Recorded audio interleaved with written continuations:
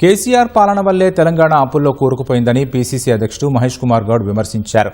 అస్తవ్యస్తంగా తయారైన రాష్ట్రాన్ని సీఎం రేవంత్ రెడ్డి గాడిలో పెడుతున్నారని ఆయన అన్నారు. కమలం పార్టీ రాష్ట్రంలో వికసించదని మహేష్ కుమార్ ఎద్దేవా చేశారు. బీఆర్ఎస్ ప్రభుత్వం 10 ఏళ్ల పాటు చేసిన దోపిడీలో కవితకు కూడా భాగస్వామ్యం ఉందని విమర్శించారు. కాంగ్రెస్ ప్రభుత్వం ఎప్పుడైనా పేదల పక్షాన నిలిచిందని మంత్రి సీతక్క చెప్పారు. నిజామాబాద్లో పర్యటనలో భాగంగా మల్కాపూర్ గ్రామంలో ఉపాధి హామీ కూలీలతో ముచ్చటించారు. ఏమైనా సమస్యలు ఉన్నట్లయితే తమకు చెప్పమని కూలీలను అడిగారు.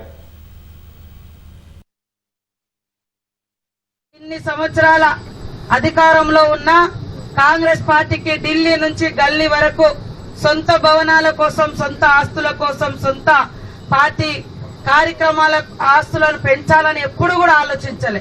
ఫస్ట్ పేదలకు ఇల్లులు ఇవ్వాలని, ఇందిరమ్మ రాజ్యం అంటేనే పేదలకు నీడ, పేదలకు కాళ్ల కింద ఉండే జాగా, పేదలకు ఉపాధి.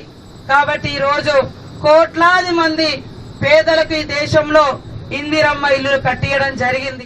బీజేపీ ప్రభుత్వం అదానీ అంబానీ లాంటి పెత్తందాలను తెసిపోసింది తప్ప సామాన్యుడికి ఎక్కడ కూడా లాభం చేకూర్చిన పని చేయలే. ఇలా పెట్రోల్ ధరలు ఏ విధంగా ఉన్నాయి, కిరోసిన్ ధరలు ఏ విధంగా ఉన్నాయి, డీజిల్ ధరలు ఏ విధంగా ఉన్నాయి, పప్పులు, ఉప్పు దినుసులు, కూరగాయలు ఏ రకంగా ఉన్నాయి, ఏదైనా సామాన్యుడి చేరులో ఉందా అని అడుగుతా ఉన్నా.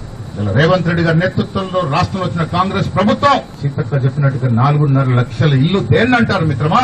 డబుల్ బెడ్రూమ్ ఇల్లు నీలూరు నుంచి ఆశల పల్లెకలు ఊయలూపిన కేసీఆర్ ఇలా ప్రజలు ఫలాన్ని చిత్తగించి ఫామ్ హౌస్ కు పరిమితమయ్యారు. పెద్దలు సుదర్శన్ రెడ్డి గారు చెప్పినట్టుగా కవిత గారు పార్టీ పెట్టి ఆనాడు జరిగిన దోపిడీ మీద స్పందిస్తా ఉంటే వారికి జవాబు చెప్పలేని పరిస్థితి కేసీఆర్ సతమతం అవుతా ఉన్నారు. కుటుంబ తగాద, ఆస్తి తగాద తేల్చుకోలేని వ్యక్తులు ఇలా రాష్ట్రం గురించి, రాష్ట్ర ప్రజల గురించి ఏం చేస్తారో ఒక్కసారి మనం ఆలోచించుకోవాలి.